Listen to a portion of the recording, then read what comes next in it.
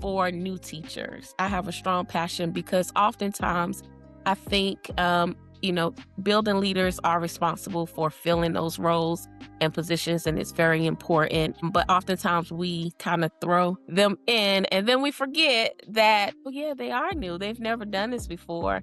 And so my passion is to support those new teachers and really help them as they navigate through being a special ed teacher. Hello, everybody, and welcome to the Brighter Together podcast. My name is Janet Courtney, and my special guest today is Dr. Anisha Mendez. Anisha is a special education consultant, and she owns Prestige Management and Consulting, LLC. And she also works in the schools, but we're going to talk about her business today more. And apparently she's also authored a couple of books. So she is very well-rounded, and I'm super excited to have her on the show. Anisha, thank you for being here today.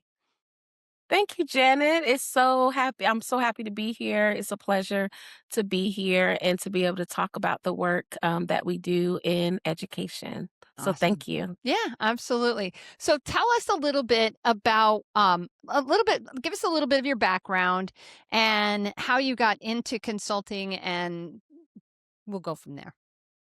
Okay, sure. So my background started out in business. I have a bachelor's and my first master's is in business. Your first And I master's, kind and she has her doctorate. Oh my goodness, girl. I guess I do nothing but school. But so my first master's, I have an MBA, and I kind of did some legal work as it relates to paralegal, and I kind of worked in between civil litigation and some other areas such as that. And then I had the bright idea of entering education. And so entering education, I did get my second master's in special education because I really, really want to know more about the laws and the, rules and things like that. And then, of course, I went on to get my doctorate, which is in special education. I um I just love being in special education. Coming from a business background and kind of more of a legal background, I didn't even realize, but it kind of works. It kind of bridges together. At the time, coming in as a new teacher, I had no idea what I was getting into. And so as I kind of began to navigate through it, I was like, it's kind of similar. It's not, the same, but it's similar to having to, kind of document and look at different laws and things that I was kind of used to doing previously. And so coming into education, it has been a complete joy. Some of, I guess I want to say the things that I've experienced as a teacher, it was kind of scary. Yeah. I always say when I first got hired, I'll just tell you this real quick story. When I first got hired, it was over the summer, and the principal hired me on the spot. She said, "I could tell you can do this," and I was like, "Okay." And she said, "You'll be a co-taught teacher," and I was like, "Well, what is a co-taught teacher?" And she said, "Well, it'll be two teachers in the room," and I said, "Okay." Never had taught before, but got hired, and I was really, really excited. And I spent the rest of my summer just kind of processing. And, I said, it's going to be okay because I'm going to be in a room with someone else who will be able to kind of help navigate. And so when I showed up during pre planning, I was so excited. And she greeted me and she said, "There's been a change of plans." And I Oh, said, "Oh, okay." And she said, "But I'm gonna, let you meet the team." And I said, "What's the change of plans?" And she said, "We're gonna put you in the resource class." And I said, "Okay." I said, "Is that different from the co-taught class?" And she said, "It is." And I said, "Well, is that two teachers? Because that's all I remembered all summer. I'm going in and be two teachers." And she said, "No, it's one. And you're you're gonna be it. the one." And so I remember walking down the hall saying, "I have no clue of what I'm doing, none." And she was like, "You're gonna be fine." And the whole week, it was like, "You're gonna be fine."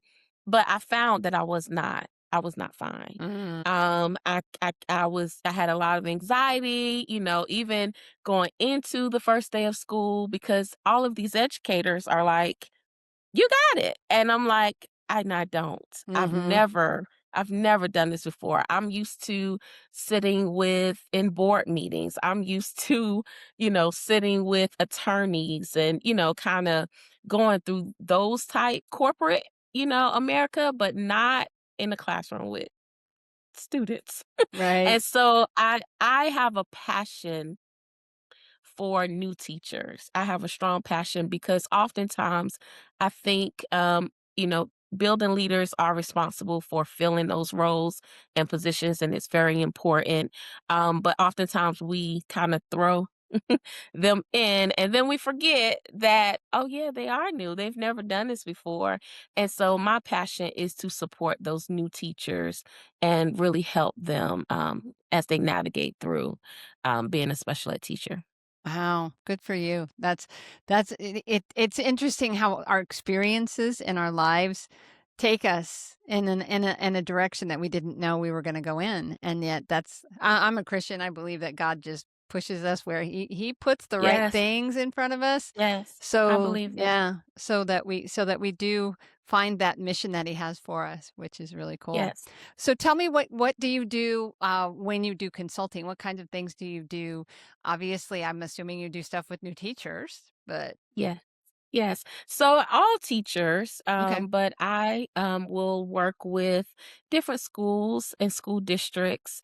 They will contract me to come in and kind of, each school and school district is different. So I kind of listen to what their needs are. And based on their needs, I will then kind of see how to support. Oftentimes it's special ed with instruction as well as compliance. And so, a lot of times in Georgia, some schools may be on certain high need lists. So it may be ATSI list, or maybe the CSI list, or even TSI. So depending on what the different needs are, I will tailor my support. We'll do professional learning with the teachers. We'll do check-ins with the teachers. Sometimes if it's a compliance need, we'll kind of, go a little deeper in that. Instructional wise, we're always tasked with trying to make sure that the student outcomes are where they need to be. And so we will kind of look at those, progress monitor where students are, and kind of see how we can continue to help them to show growth. So all of those things, I'll work with school districts and support. And I think oftentimes the key that we forget, like we put so much into professional learning and kind of, support for the teachers, but we don't always go back and follow up or Mm. monitor the work that we're saying, hey, put this in place, do this. But when we go back to monitor, we find that to be very, very important. So the list that you talked about, you said you gave me some acronyms and I don't know what those are. So can you tell us what the lists in Georgia, this you said the schools were on these particular lists and you listed 3 of them. And you know what? You just put me on the spot. I'm sorry. So what And well so give me if you don't have it's okay if you don't have the exact words, but why are they on different lists? That's a better question. What puts them on a particular list? And that's enough right there. absolutely. So and it'll probably come to me in a minute, but based on the need. So it may be like more of overall of how the school is performing, versus it may be certain areas. So it may be that a school is not performing well. When we look at like CCRPI scores, it may be more of it's a certain area. So it may be students with disabilities, or it may be ESOL students who are not performing. So depending on, it could be as a whole school wide, the school is not performing with achievement, or it could be certain areas. Gotcha. Gotcha. And Conyers, where is Conyers at in Georgia?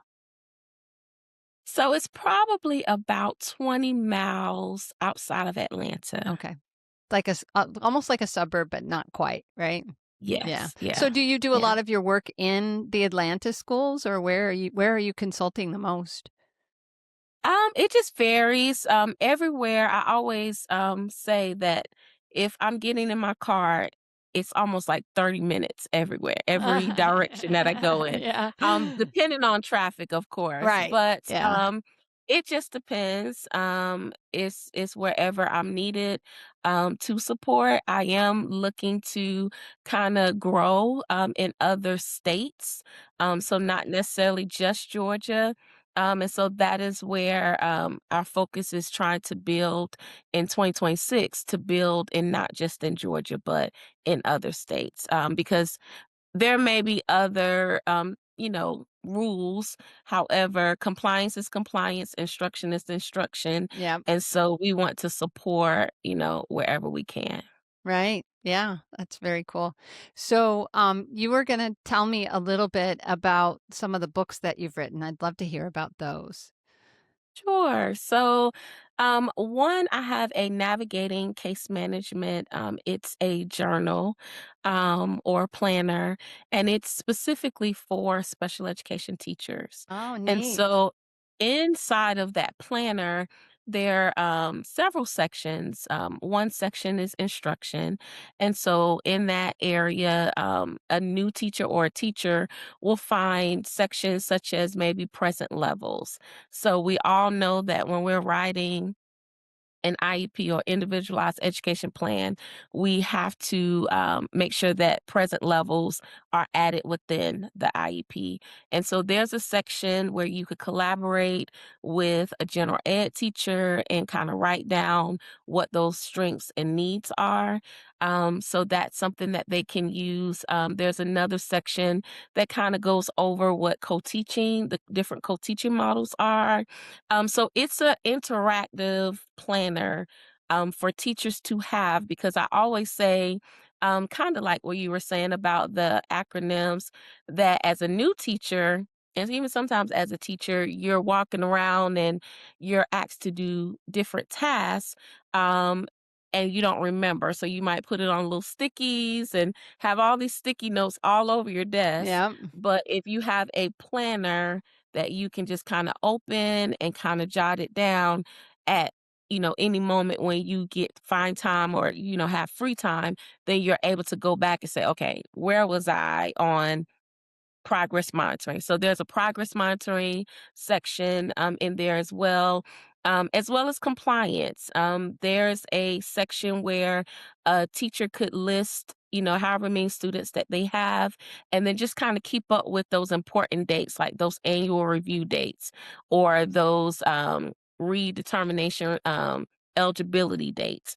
And then they can just kind of glance, okay, I have a few months before I need to schedule Right. those Right. meetings. So this is more of an interactive planner to have, just instead of just having a blank notebook, then it's something to help Structured. them with the Yeah, to work. help. Yeah. Yeah. Yeah, give them that structured piece. Yeah. We all feel it. Students are struggling more than ever with emotional and behavioral challenges. Lighthouse Therapy offers virtual, hybrid, and in-person behavioral and mental health support that builds around your school environment. Our licensed professional are trauma-informed, experienced, and trained to work with K-12 students and staff. You don't get a cookie cutter approach. You get a partner who listens, adapts, and builds trust. Because when students feel safe and seen, they thrive. Learn how you can get support at your school at lighthouse-therapy.com/brighter together. And the Absolutely. second planner is kind of similar, but it's for school leaders. And this is something that I'm also passionate about as well, because oftentimes principals and assistant principals, they are tasked with leading the work, but oftentimes they don't always understand special ed, because special ed Mm, can be so complex, right. um, and all the things that they need to do. It's a planner to help them. So there are sections in there that have guiding questions, and those guiding questions are things that they can help lead their school teams and kind of still be in the know of what's going on in their school building. Very cool. Very, very cool. So where would people go if they wanted to get their hands on those, Anisha? So they would go to my website. It's www.prestige.ga.com. Again, prestige-ga.com. And prestige, for those of you that are listening and don't spell well like me, it's Prestige, right? Yes. Okay, beautiful. It'd have been bad if I'd have spelled it wrong. But I wouldn't put it past me. I've never been more grateful for an innovation as I am for spell check. It is one of my favorites Yes. because Yes. Yes. I never spelled well. I don't know why that is. My kids spell incredibly well. My husband spells well. I'm so grateful they got that from him and not me. Yeah, Um, right. I have my master's degree, but don't ask me to spell because I'm not Yes, going to spell ma'am. it right. Not off the cuff. But eventually, I'm sure you'll get Yeah, well, there. look it Yeah. up. 'Cause that's That's exactly what funny. I will do is look it up. That's The funny. you know, you own the things that you have, and you own the things that you don't have. I mean, I'm like, it Exactly. doesn't. We have strengths and Yeah, needs, and yeah, we all do. yeah, Yeah. and that was never a strength that I had, but it's okay because you adapt. You learn and you adapt and you just deal with, yeah. So, anyway, so what would you say, is probably one of your greatest strengths?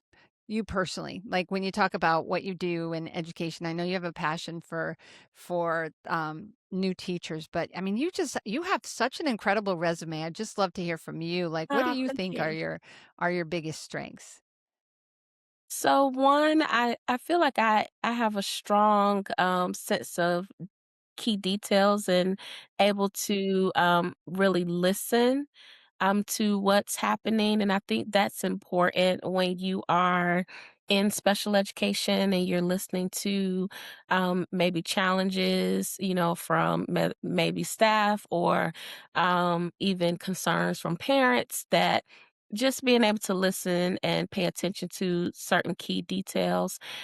Also, I feel like a strong strength of mine is being able to document and to make sure that those things that's needed, whether it's in an IEP meeting minutes or even articulating to, let's just say, to a superintendent or whoever it's needed, I feel that my documentation is another strength Awesome. that I would say I possess.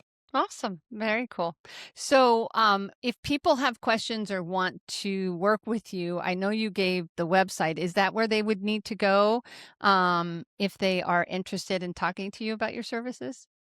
They can go there or they can send me an email. My email address is A Mendez, and that's Mendez at prestige-ga.com. Or my number, I can give my number. It's 678-310-9555. Awesome. Awesome. Well, Anisha, it has been a pleasure to have you on the show. You're doing amazing Awesome. things, and I'm so grateful that you were willing to come on and talk about your experiences and how you help because, it isn't just the teachers in the classroom and it isn't just the administrators, it's all of us coming Yes, together for those kids. And that's the beauty about Brighter Together because all of us make education brighter together. So thanks for being here. absolutely. Yeah, And I appreciate the opportunity. I love the work that you're doing. I think it's awesome to be able to kind of share kind of what others are doing. So I would say continue doing the work awesome. that you're doing. It's Thanks. awesome. Yeah, it's a labor of love. It really is. I really and I love to talk to people. I tell people, my husband's like, "You are suited for this," a speech therapist, and now she's got a podcast. It's absolutely. It's like Ah, because I just love it. I get to do, and I don't have to do the front end work of getting people here, and I don't have to do the back end work of all of the editing and all of that. I just get to do the show, which is super fun, and pay the and bills. and I when you pay the have a bills. passion for it, it's you Yeah. don't even think about it. So yeah, I get Yeah, it. when it comes to education, it's a part of our DNA almost, isn't it? It's Mhm. just so Yes. much of who we are. And I've said this on the Mhm. show before, but I'm like, I tell people I'm an SLP first, and I'm an educator first.